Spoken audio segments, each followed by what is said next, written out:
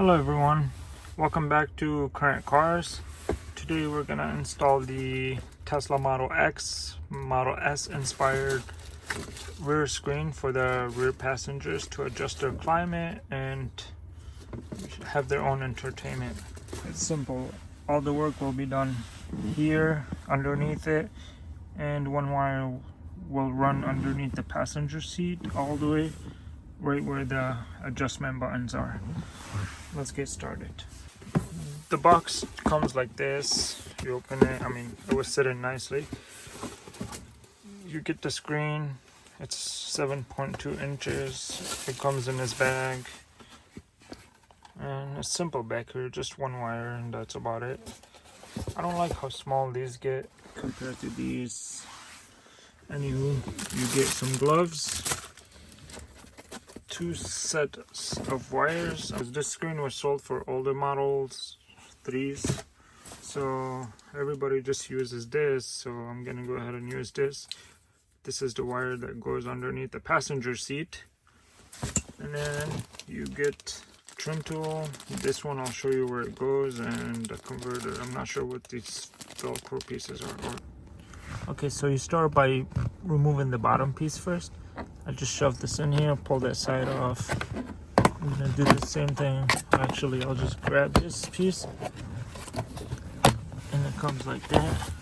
We're gonna be working with these wires down here, and then this portion should also come off easily. Oh, there we go. There's that. Gotta unplug this. Alright, so I unplugged this. It's just a pin, and you pull it apart. I couldn't get it off the bracket, so I'm just gonna leave it there. And I ran the wire starting from the bottom with this piece up. I ran it towards the side down here, and it came out of there because that's where I could only see some room. I think that's good enough. And then this will basically T-harness in there and into these two. Should be done down here. And this one I'm gonna have to run it underneath the seat track or something like that. Managed to run this wire into there. Goes in there, comes under this, comes out here, and then you just pull all the excess.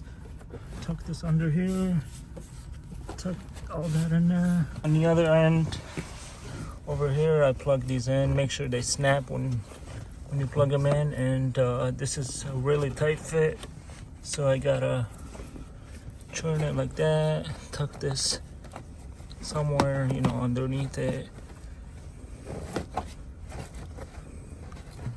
like that. And you could put the thing back on. Once this connector has been ran underneath this all the way to the side, plug this into this T-harness at end. So basically just pull this back a little bit, and then do you see this? That's the module. We're gonna unplug that module, plug this in there, and plug the old connector into this one. There we go. Run this from underneath here up over here. There you go. And together, leave some slack here so the seat could move forward and backward. Snap it back together, make sure everything works. Alright guys, everything is plugged in, as you can see over here. Over here too, started bleeding. One thing I want to give you a heads up on, these came off the old piece. They got stuck in there, and the screen already comes with some, so make sure you don't overlap them. It's not gonna work or break something. Yep, so take those out. This is the screen. It works. And then when you put it up, it changes the animation. There you go. I'm not sure if it's changing the whole thing, even up front. Alright, I turned it off. This is for the heated seats. 1, 2, 3. Close all, or you can do this. And then there you go. That's what everybody wants. That's awesome. Change the temperature. Change it. Let's see. Temperature Fahrenheit. Alright, there we go. It does not match the front. This controls the front. It's changing my music. That's to lock the screen. Alright, so the time is wrong.